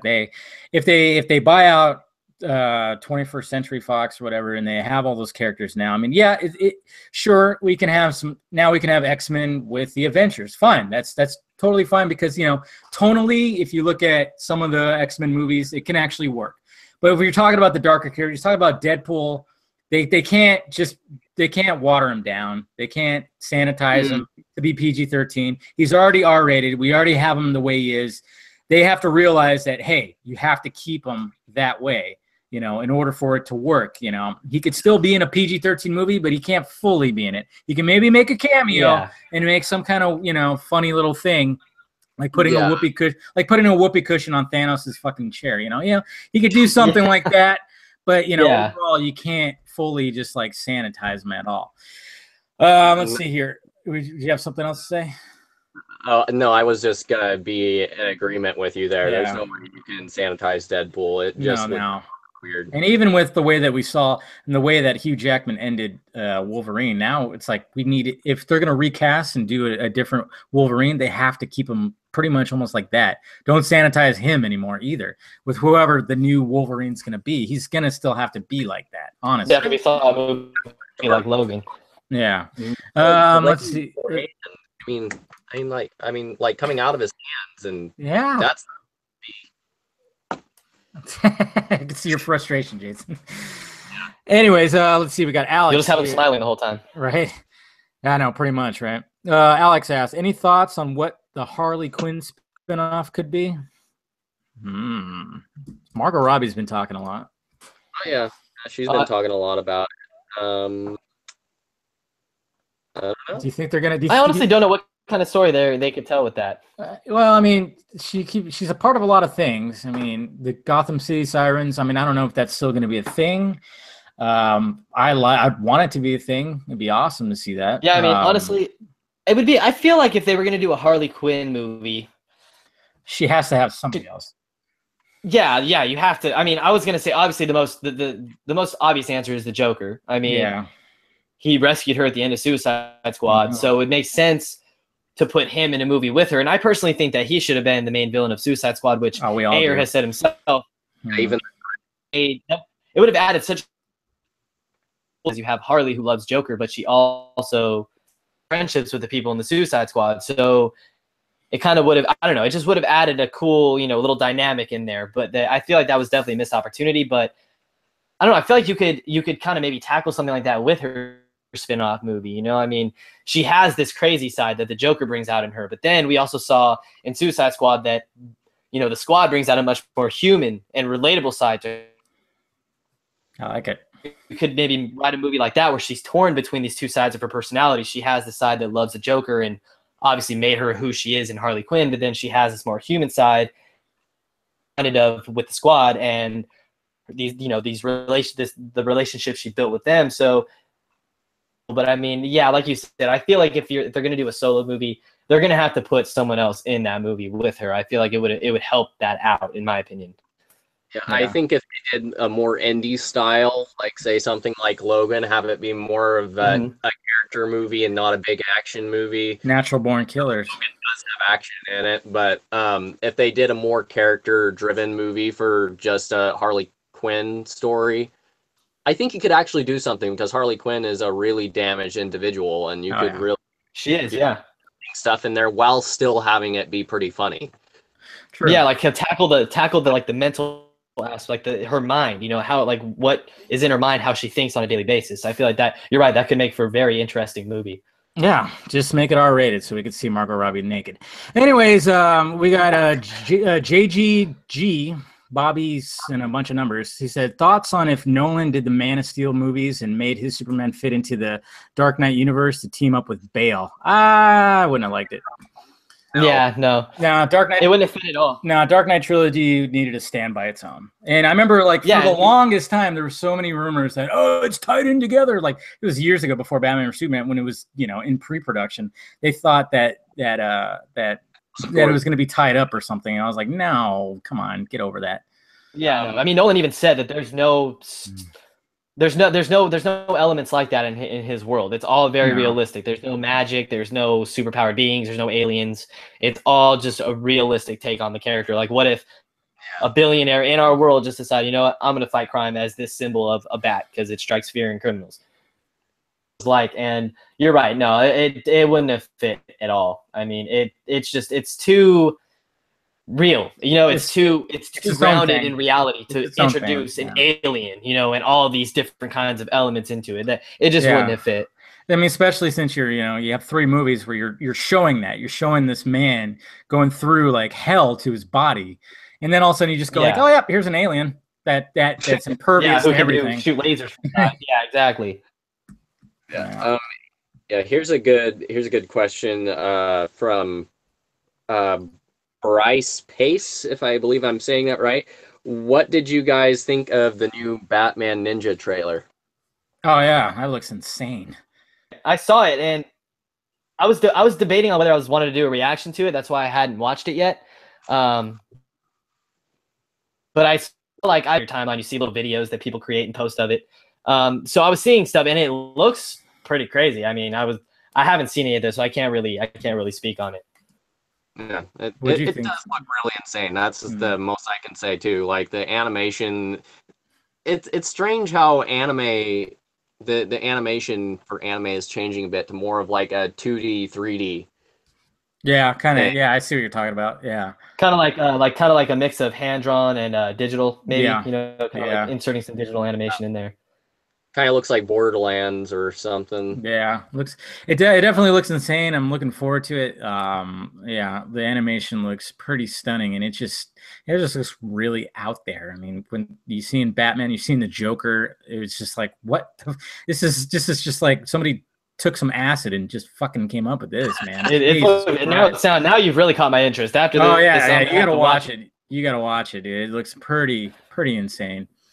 Michael Blake, thanks Bryce for that question. Michael Blake asks, do you think there is room for 2 versions of Batman in the DCEU? I've been thinking, what if Matt Reeves directs a Batman trilogy that takes place 10 years or so before Man of Steel, while Affleck's version recasted shows up and only in cameos in future films? I don't know, what do you guys think about that? A different version? I mean, it's an interesting concept for sure. I mean, if you do have, I could see why they would maybe touch on the aspect of, you know, his earlier years, since we're introduced to this Batman after 20 years of fighting crime. You can make movies about, you know, so Yeah. I mean, but having 2 different, you know, same Batman, just a younger version of him. But I mean, I don't know. I mean, the casting would have to be right. I mean, you can't cast just anyone. I mean, you can't cast someone that looks nothing like Ben Affleck if it's going to be a younger version of him. It just wouldn't make any sense. Yeah. So I feel like, you know, this is one of those cases where I feel like it's better to just hear about these things like, whoa, you know, like some crazy shit that happened in this guy's life to get him to where he is today. You know, I mean, just like the dialogue between him and Alfred and Batman v Superman. It's like, you know, 20 years in Gotham, Alfred, how many good guys are left? You know, how many stayed that way? It's just little lines, just right there. Just those few lines just set up so much history between these 2 characters. So I feel like I don't deserve you, Alfred. Yeah, it's better to not show it. I feel it's better to just. We know that it's been 20 years in Gotham. You know, he's been here for 20 years, and this is where he's at now. You know, I don't know. What do you guys think about it? What do you think, Jason? I agree with that. I was one of the few people that, along with you guys and a lot of the hardcore fans, because a lot of people were just like, how come there isn't enough dialogue explaining why Batman's killing? I'm just like, oh, Jesus. There's a ton of subtle dialogue and the environment. I mean, we got our first that tell you, yeah, this is why he's lost his way. This is why he's fucking killing people if you actually pay attention, because it's not spoon-fed to you. Yeah. I mean, we got the answer to why Batman acts the way he does in the very first teaser trailer for Batman v Superman. I believe that was the teaser where we heard Alfred's speech about powerlessness turning good men cruel. I mean, that right there, that explains exactly why Bruce. It's because I love that line in Batman or Superman when he talks about, you know, you can just pull a weed up and more will just follow, whatever the heck. I'm paraphrasing, but it was such a great line, and that right there just shows that speaks volumes. Where he's so tired. I mean, it's true. Yeah, he's tired. He's exhausted because it's like he's constantly going out every night fighting crime, and he's been doing it for 20 years, and it just never ends. They're like, yeah, he's stopped some shit, but guess what? There's still always going to be criminals no matter what he does. So he's exhausted, he's grumpy, and I like it, and people should shut up. And that's why they definitely should stick with that kind of Batman, because I don't know, I just feel like you don't need to show everything. You know, we don't need to see all the 20 years and all the stuff he went through. Like, even showing the Robin costume, that right there with just an image, no dialogue. You just see with an image. Wow. And that's Snyder and Terrio right there. Just like, hey, there's an onion, and they're pulling back layers. And it's like, but people just want it to be force-fed, and they don't want him. Oh, he's killing people. And then, God, it's just so frustrating. They don't want to think. They don't want to ask the question. No, they don't want to. It's just, it sucks. But yeah, I'm hoping that Reeves just continues his story, and just maybe that'll end this Batman story. You know, I don't know if he's going to actually do a trilogy. Who knows? I mean, every movie, all 3 movies that Ben Affleck's been a part of, Warner Brothers is fucked with. So if anything, he's going to walk away because of that. He's not going to walk away because of these stupid bloggers. They don't give a shit about what they say. You know, he's doing it. His kids love that he's Batman. There's people that love that he's Batman, but if he's going to leave, it's going to be because of Warner Brothers and what they keep on doing. Warner Brothers, I agree. What were you going to say? I just saw this comment. It's not a question, but it says, "Don't you guys know? Campia says the DCEU is getting rebooted." God damn it. Fucking shit. You know, I respect that guy for being where he's at, but my God, will he just shut up sometimes? Good Lord. Yeah. I mean, I don't hate the guy as much as some people do. Some things I agree with. Sometimes I'm like, okay, he makes a good point, but then sometimes what? You know, you can't just answer everything. You can't answer everything by rebooting it, okay? Ask Sony that shit, okay? You can't just keep rebooting shit and then, maybe we'll make it better this time. No.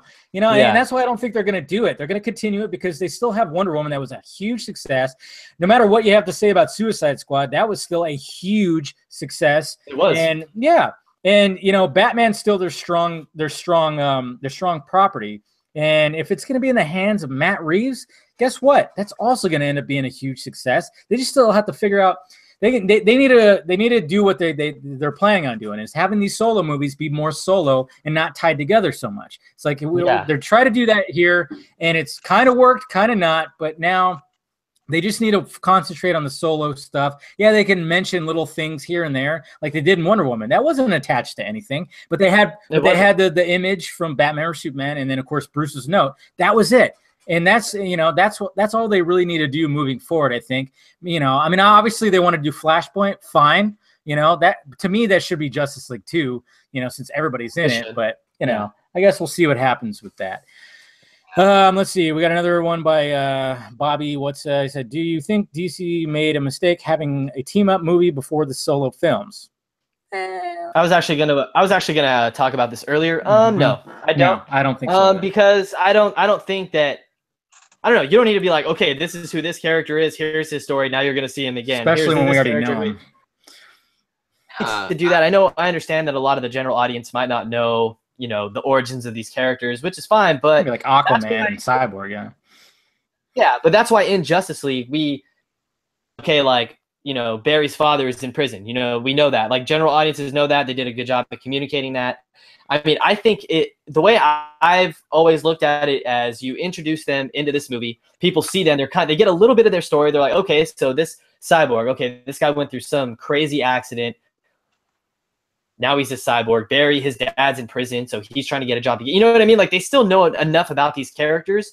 They get to see what they can do, and then coming out of the movie, the people are going to, if they did the job right, people are going to come out of the movie like, I cannot wait to see that character in a solo movie. I cannot wait to see more of that character. So solo movie first. I mean, if you do it right, which they did, they nailed the team aspect of Justice League, and a lot of people are excited to see these hero solo films. So that I feel like they did that right, and I don't think that they need to do what Marvel did in that regard. I don't know how you guys feel about that. That's what I agree. I agree with you on that, because I even try to give examples of the first X-Men or Guardians of the Galaxy, because they didn't have an entire set of solo films setting up each individual character of their team. They just made the team movie, and it worked out completely fine. Yeah. Yeah, exactly. I think again they just wanted it to be like Marvel, you know. Even if you want exactly. there's no need for all those other movies except for maybe Captain America and Thor, because Iron Man set up pretty well and just yeah, I know. You learn enough just in the dialogue within Avengers that you don't have to watch any other movies. That's very true. I even know someone who didn't watch any of those solo movies. He just watched Avengers, and that's all he needed. Yeah, and he didn't think that he needed to watch the other movies to understand it. So you really don't. And I always thought Avengers is. I mean, it's an Iron Man movie. I mean, he is the central character in that movie, and I mean, I know people that didn't see the first they didn't see any of the Iron Man movies, but they saw Avengers, and they knew the character. They understood the character. So it can be done. And I think, and you're right, Cody, I think they nailed that aspect of it. I mean, obviously I wish there was maybe a little bit more. And I know there's a lot cut out. Yeah, of course. But they didn't need to dive into like everything. And I thought that was a good way of being different. Now, hey, guess what? They were being different from Marvel. Hear that, Warner Brothers? You were being different. Talking about the whole mold situation, like everybody, people think that like, okay, Marvel introduced most of these characters before Avengers, so why can't Warner Brothers do that? Why can't they show all the characters first and then go? Like, why are they rushing? It's like they're not rushing. They're just they're taking a different route. That doesn't mean that they're rushing it. They wanted to tell a different story, you know. So I mean, and that obviously they came into the game a little late. I mean, you don't want to they don't want to take their sweet time with this universe, and then by the time they get to Justice League, longer the thing anymore. You know what I mean? Because I feel like we're gonna come to a time where they're gonna be the top box office, you know, selling type movies anymore. I mean, it might run out eventually. It might wear out. So take your sweet time with it, and then miss all the hype. You know, and then people, when Justice League comes out, everyone's like, oh well, it's the 500th superhero movie to come out. You know, who cares? Like. So, I mean, I can see why they want it to be different. And like we were talking about earlier, it's a lose-lose for them. If they copy Marvel, take their own direction, people can... Yeah, and sadly, that's what's going on, it seems. It is. Yeah, all right. Now we got a question from Tyrone Paris, who says, with all the drama surrounding Whedon's involvement in Justice League, do you think that Warner Brothers will still let him direct Batgirl? Me personally, I doubt any DCEU fans will have much interest in that film with him attached. Ooh. What do you think of that one? Especially with what they did with Lois and Wonder Woman. Oh, jeebus. Yeah. I know, it's funny. I always find it funny, you know, and I had no problems with Joss Whedon before. Now I'm just like, this guy he peaked with Avengers for sure.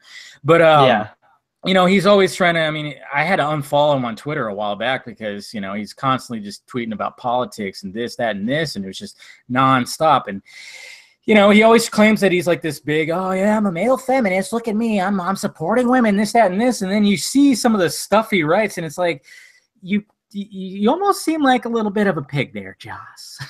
Yeah, like the original that he made. The what? The Wonder Woman script that he wrote. Yeah. A lot of people saw that, and it was just like,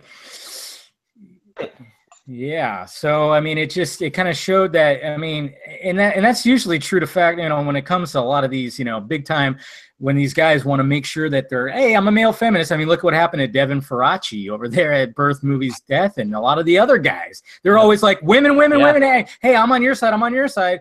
And then all of a sudden, it's just like you find out that they're pieces of shit, and they like you know, do stuff. And I wouldn't be surprised if something happened with that with Joss. And then you got people like giving shit to Snyder, saying he's a misogynist and this, that, and this. I'm going, where do you see that? The women in his movie are so strong. It's crazy. They're unbelievably strong. The one example that people always go to is Sucker Punch, and even one of my friends. Jesus Christ. Excuse that, and yes, Adam, if you're listening, I'm talking about you. He always brings up how Sucker Punch is really misogynistic, and I'm just like, and I actually, for a long while, I didn't really care for that movie, to be totally honest. Even as a big Zack Snyder fan, I wasn't a fan of that movie until a few months ago, where someone actually explained it to me. But anyway, aside from the point, I never thought that it was misogynistic, though, because if you really look at it, the women are being shown as victims throughout the entire movie. Every last man in the movie is shown as the biggest scum of the fucking earth, just in there. And you could tell that it is a very feminist story going on there. It's not misogynistic. And that's what Snyder was always good at, you know. I mean, even in when I was watching 300, I mean, the Queen, I mean, she becomes like a little bit of a victim, but then all of a sudden she gets hers at the end, you know. She gets her revenge at the end. I mean, he's always showing that, you know. So yeah, I mean, with a good balance. With Batgirl, I mean, I personally, with Batgirl, I don't think a lot of the fans, the DCEU fans that know what's gone on behind the scenes up to this point, and they know all the behind the scenes drama, they know about it. People are going to have any interest to see Batgirl. I'm just being completely honest, especially since a lot of those people don't even like Joss Whedon anyway.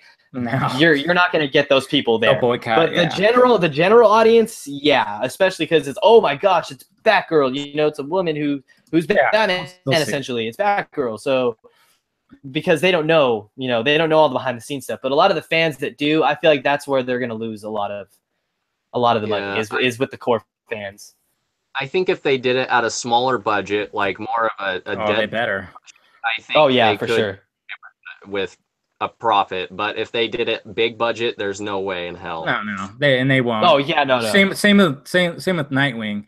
They should keep the budget like at 80 million, 70 to 80 million, and just have some really hardcore action, good fight for choreography, John Wick style kind of shit. Yeah, go John Wick with it. Yeah, and you'll have a successful movie, no doubt. All right, last question. It's a good one. Some people question, because we were already kind of talking about Batman killing, some people question what's the point of Flashpoint and Thomas Wayne if Batman already killed in Batman vs Superman. Your thoughts on this?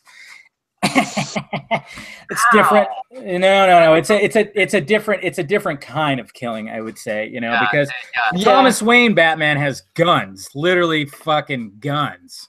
Shoot, I mean, he in the animated film. Yeah. I mean, Jesus. I mean, when Batman killing in Batman vs Superman, it wasn't like he was full on. I mean, you kind of saw a little bit especially in that one when after he kicks everybody's ass and that one guy that he stabbed up against the wall and he walks up and I don't know what he does, rips his balls off. I don't know what he does, but I mean, it's pretty brutal. But I mean, it's different than the Thomas Wayne Batman just flat out pulling out a gat and shooting somebody. Yeah, for sure. I mean, it is different for sure because Thomas Wayne, like you said, he just rips out, pulls out handguns and pistols, start shooting people. But I mean, they're both of these, Ben Affleck's Batman and Thomas Wayne Batman, they're both by this crazy event that happened to them, and one bad day. It was like how they always talk about, how the Joker always talks about, you just need one bad day to be me, and I feel like that's what Snyder was going for with Batman v Superman. That was his bad day. Like, he's had 20 years of bad days. Then this alien comes, completely changes the game. Building. His friend Jack dies as he's watching it happen. Yeah, I mean, I could see how that could tip a man over the edge. I mean, he had that bad day. And then if you look at Flashpoint, Bruce died. Thomas Wayne lost his son and his wife, who, I mean, I'm sure everybody's seen the Flashpoint animation who's watching this. Joker from it. So ends up becoming his worst enemy. So, yeah, they both had that one bad day that just tipped them over the edge. Look at it in a different way. You can say, wow, like these Batman actually have that in common. They both had those bad days. They just had their bad day. The one that the Joker always talks about. So that's the way I look at it personally. Yeah, that's a good way to look at it. And I mean, man, I'm really wondering how other people are going to react to this, because everyone was always complaining about how, Batman's killing. Oh dear. I just hope they don't water that shit down, man. That's what's going to piss me off if they water it down. And when it comes to the question, I mean, the Thomas Wayne Batman is it's a different Batman. I mean, even though the killing, it's one thing, but I mean, he's so crucial to the story. And then we all know what happens at the very end of the story when the timeline writes itself. I mean, shit, that could be just one of the That's best. an emotional moment. Oh yeah, You could. ah, For sure. could. One of the best Batman moments easily. Oh, exactly. So I mean, that's where I want Ben could- Affleck to go out. He can go out with that scene.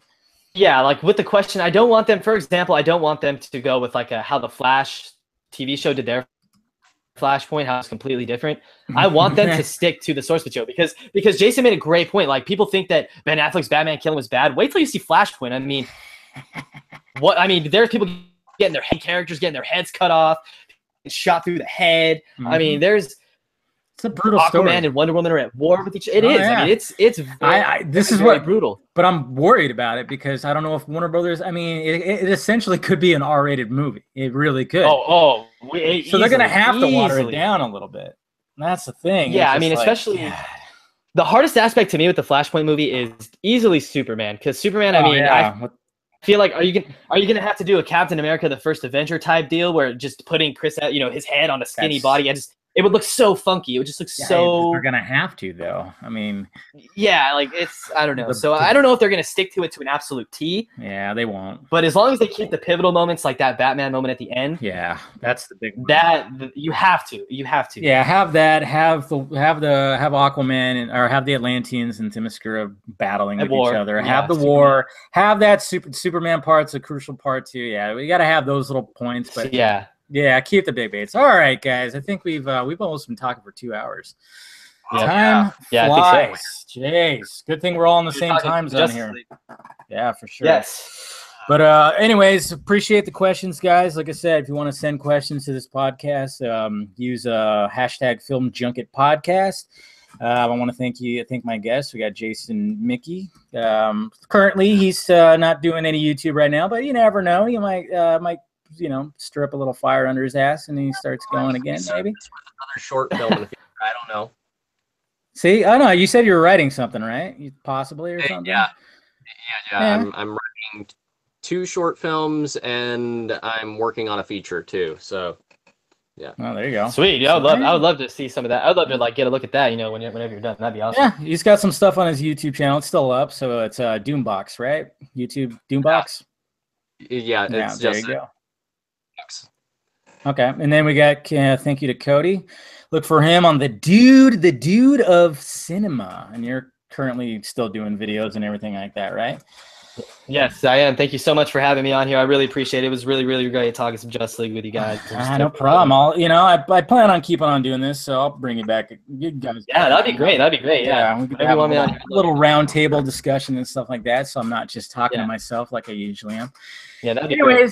Anyways, guys, appreciate you clicking in and everything. I'm Dave the Film Junkie. It's been the Film Junket Podcast. We'll talk to you guys later.